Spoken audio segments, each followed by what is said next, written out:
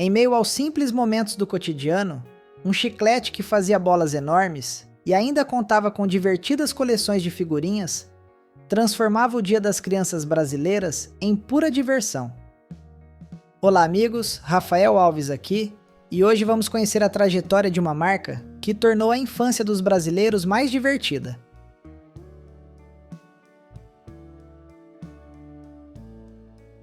Muito antes de se tornar um símbolo da infância e da cultura pop, a goma de mascar já era consumida por diversas civilizações ao longo da história. Povos como os maias e os astecas mascavam a seiva extraída de árvores para a higiene dos dentes. No entanto, foi apenas no século XIX que o chiclete, como conhecemos hoje, começou a ganhar forma comercial. Em 1848, John Curtis criou a primeira goma de mascar comercial nos Estados Unidos, utilizando a resina de abeto. Porém, seu chiclete era rígido e quebradiço, diferente dos chicletes modernos, o que acabou limitando seu sucesso na época. O grande avanço veio alguns anos depois com o fotógrafo Thomas Adams Jr., vizinho do ditador e ex-presidente mexicano Antônio Lopes de Santa Anna, exilado em Nova York em 1869. Conta-se que Lopes tinha o hábito de mascar pedaços de chicle, uma tradição antiga entre os povos da América Central, transmitida por gerações. O secretário de Lopes tornou-se amigo do vizinho Adams e lhe apresentou a novidade. O fotógrafo passou então a se aventurar como inventor nas horas vagas. Inicialmente, tentou utilizar o látex do sapoti para fabricar máscaras, botes infláveis e até pneus, mas não obteve sucesso em nenhum dos experimentos. Algum tempo depois, dentro de uma farmácia, Adams ouviu uma garotinha pedir um tablete de cera parafinada para mascar. Foi então que ele decidiu mudar o foco de seus experimentos e voltou a se dedicar ao mundo das invenções. Com a ajuda de seu filho, Adams amoleceu o chicle com água quente, sovou a massa até que ficasse macia e acrescentou alcaçuz. Em seguida, cortou o material em pequenos pedaços, os envolveu em papéis coloridos e os vendeu na mesma farmácia onde havia visto a garotinha que o inspirou. Nas décadas seguintes, o produto se tornou uma verdadeira febre entre os norte-americanos. Além da empresa de Adams, surgiram novos concorrentes e a indústria evoluiu consideravelmente. Foram lançadas gomas de mascar com sabores, com destaque para o chiclete no sabor Tutti Frutti, que passou a ser vendido em máquinas automáticas localizadas nas estações do metrô de Nova York, ainda no século XIX. Por muito tempo, o produto foi popular apenas nos Estados Unidos, mas sua popularidade se espalhou para outros países durante a Segunda Guerra Mundial.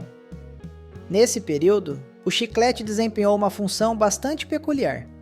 O governo dos Estados Unidos percebeu que ele ajudava a aliviar o estresse e a manter os soldados mais atentos. Além disso, estimulava a salivação, o que reduzia o desconforto da boca seca em regiões quentes e áridas.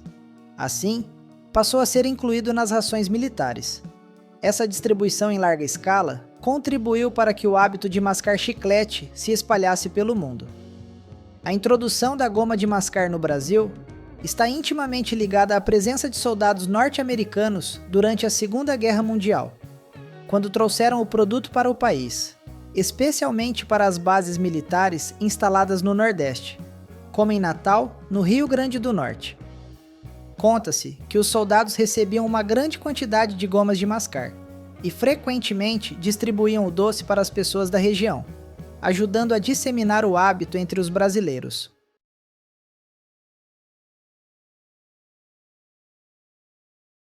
Antes de continuar, vale esclarecer que chicletes é uma marca da Adams. Com o tempo, o nome se popularizou tanto que muita gente passou a usar o termo chiclete como sinônimo de goma de mascar no Brasil.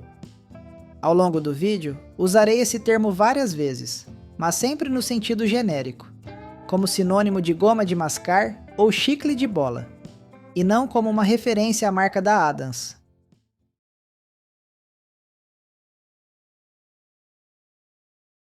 Em 45, a Kibon decidiu entrar no promissor segmento de gomas de mascar e lançou o Ping Pong, o primeiro chiclete de bola vendido no Brasil. O ping-pong rapidamente fez um enorme sucesso, sendo presença garantida no dia a dia de muitas crianças, que mascavam o chiclete e disputavam para ver quem conseguia fazer as bolas maiores. A diversão vinha acompanhada de uma única, porém assustadora orientação das mães e avós. Cuidado para não engolir, para não ter as tripas grudadas. Nos anos 50, a empresa não se restringia apenas ao público infantil e já buscava conquistar os jovens brasileiros. As campanhas publicitárias destacavam o favorito da juventude brasileira. Contudo, o sucesso do ping-pong não se resumia apenas ao seu sabor ou às enormes bolas que se podia formar com o chiclete, mas também pelas diversas coleções de figurinhas lançadas ao longo de sua história. Uma estratégia de marketing que consolidou a marca em todo o país. No início da década de 60, para surpresa da garotada, ao abrir a embalagem do chiclete ping-pong, os consumidores passaram a encontrar figurinhas de um simpático personagem chamado Bolão, criado na década de 30 para a revista infantil O Tico Tico. As figurinhas mostravam o Bolão em atividades temáticas, como esportes, profissões, turismo, entre outras. Nessa época, ex-funcionários da Kibon fundaram a Que Refresco em São Paulo. A empresa lançou o Plock nos anos 60, que se tornou o principal rival do chiclete ping-pong. Ainda nos anos 60, um comercial de TV apresentava a mamãe canguru, ajudando seu filhote a pular com auxílio da bola feita com o ping-pong. O chiclete era anunciado nos tradicionais sabores de tutti-frutti e hortelã. Durante essa ferrenha competição entre ping-pong e Plock, ambas as marcas intensificaram os lançamentos de novas coleções de figurinhas, algumas delas acompanhadas de álbuns próprios para que os consumidores pudessem organizar melhor suas coleções. Curiosamente, chicletes que vêm com tatuagens são mais antigos do que muitos imaginam. Por volta de 76, o ping-pong já vinha com tatuagens de personagens da Disney, e os anúncios da época traziam o slogan Ping-pong, a bola que cresce e aparece. Em 77, foi lançada a coleção Floresta Maluca com figurinhas de bichos inusitados, como a Elefoca, mistura de elefante com foca, e o Sapato, sapo com pato, entre outras combinações inusitadas. No ano seguinte, surgiu uma coleção estrelada pela turma do Mickey, na qual os personagens viajavam pelo tempo e contando alguns dos principais fatos que ocorreram ao longo da história humana. Logo após a Copa do Mundo de 78, a coleção Futebol Cards foi lançada e rapidamente se tornou um sucesso. Cada embalagem de chiclete vinha acompanhada de um pacotinho com 3 cartões colecionáveis que traziam o nome, a foto, o time do atleta e diversas curiosidades. A coleção, que teve edições até 80, contou com 486 cards de jogadores de 22 times brasileiros. Em 79, a marca Ping Pong alcançou a proeza de unir a Marvel e a DC Comics em uma mesma coleção, com figurinhas de diversos super-heróis. Nos anos 80, a marca lançou a coleção Transfix Mania.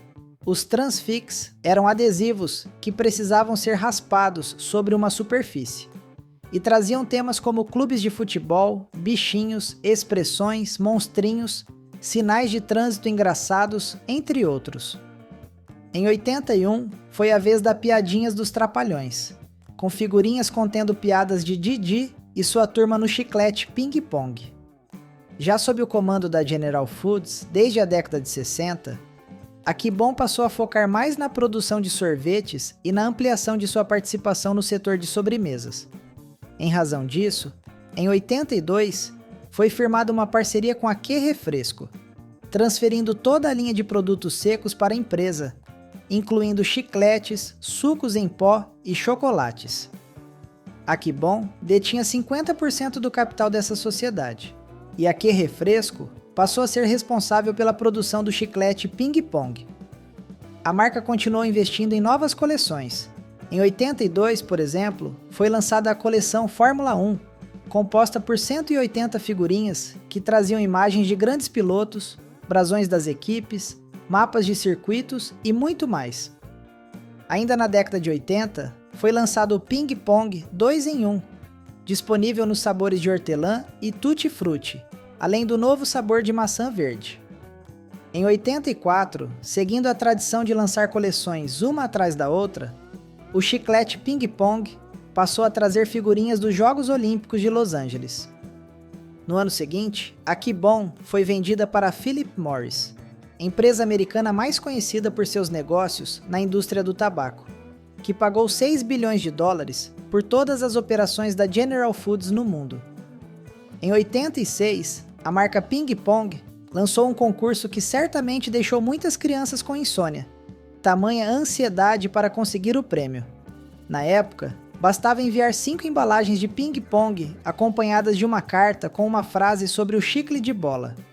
A promoção distribuiu 30 mini Fórmula 1 movidos a gasolina, além de 30 uniformes.